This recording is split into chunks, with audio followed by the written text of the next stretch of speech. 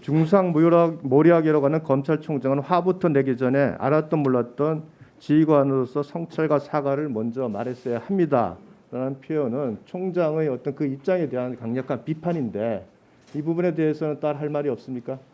뭐 전혀 사실에 근거하지 않고 제가 수사를 먼저 철저히 지시한 사람이고, 그리고 뭐 야당 정치인 관련 부분에 대해서는 제가 이 검사장 직보를 받고 제 식구 감싸기라는 그 욕을 먹지 않도록 철저히 하라 하고, 가을 국정감사에서 문제가 될 수도 있다, 철저히 조사를 하지 않으면, 막 이런 얘기까지 했으며, 또 10월 16일에 그 김모 씨가 어디 언론사에 보낸 편지에 검사들 접대 얘기가 나와서 제가 그 보도를 접하자마자 10분 안에 남부지검장에게 그 김모 씨 등을 상대로 철저히 조사해서 접대받은 사람들을 다 색출해내라 하고 지시를 했는데, 도대체 무슨 근거로 검찰총장도 이 부실 수사에 관련돼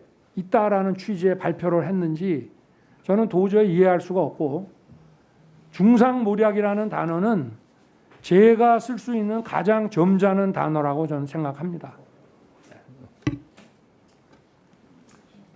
자, 인사와 관련돼서 질문을 좀 드리겠습니다.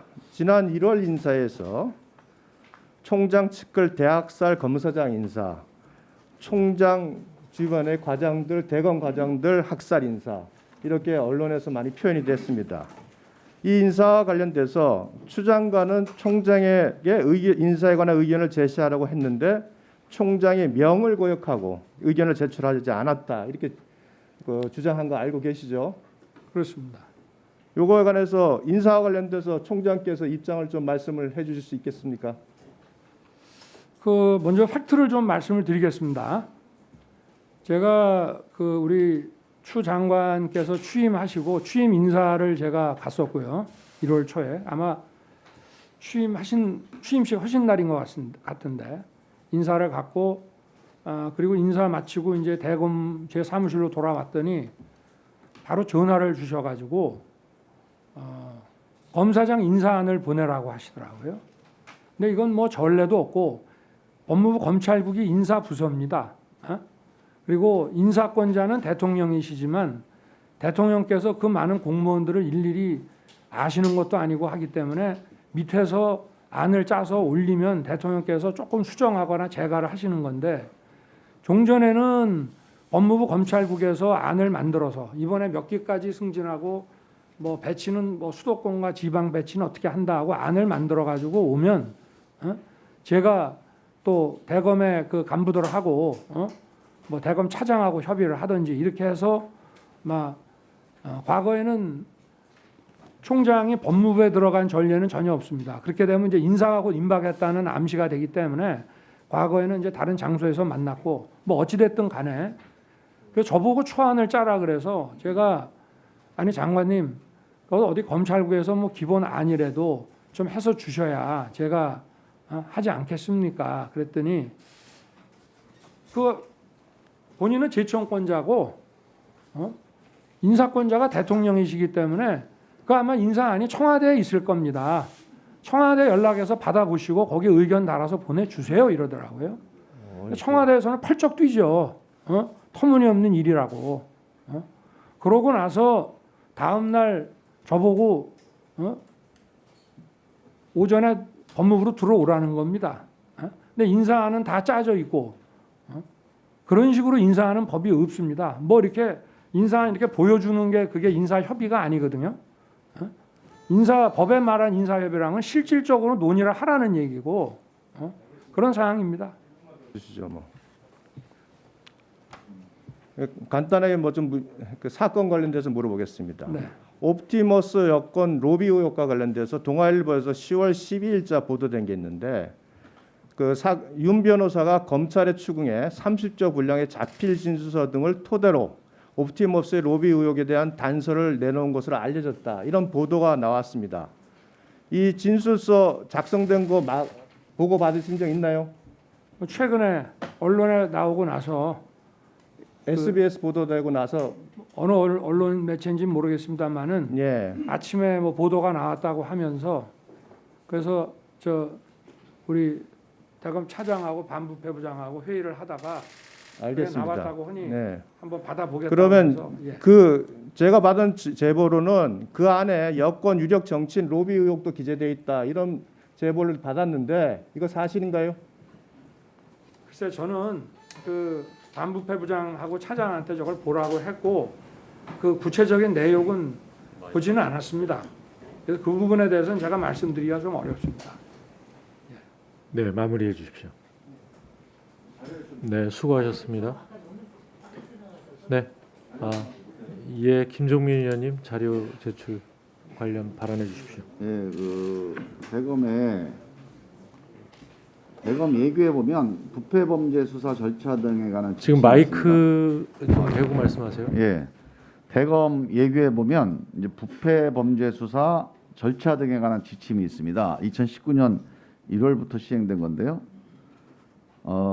이게 이제 그 보고 절차와 관련돼서 기본적으로 기준이 될 만한 규정인데 이 규정은 좀 자료로 제출할 수 있나요?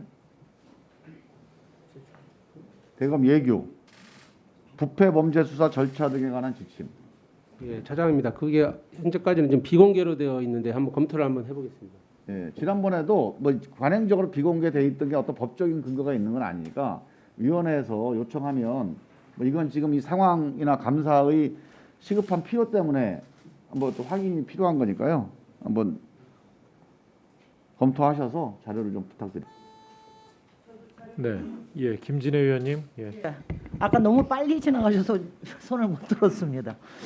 한 가지는 윤석열 검찰총장 본인에 대해서 2010년 이후에 대검이나 법무부에서 감찰 받았는지 여부, 그리고 감찰을 받았다면은 그 시점과 사유, 그리고 감찰 결과 등에 대해서 제출해 주시기 바라고요. 그다음에 두 번째는 2011년 이후에 대검 산하에 설치됐던 저축은행 비리 합동수사단 개요, 이거를 좀 보내주시면 좋겠다 싶은데 이거를 하니까는 이게 제출 거부를 하셨어요. 이미 한 번 하셨는데 이거는 몇 년 전에 해단을 해서 이게 별로 현재까지 문제가 안 될 텐데 왜 이게 안 되는지 이건 좀 검토해 주시고요. 또 하나가 해외 불법 재산 환수 합동조사단이 대검 산하에 조직돼 있는 걸로 알고 있습니다. 여기에 참여 검사님들 명단하고 운영기관, 주요 활동 실적 이거를 좀 부탁드립니다. 네.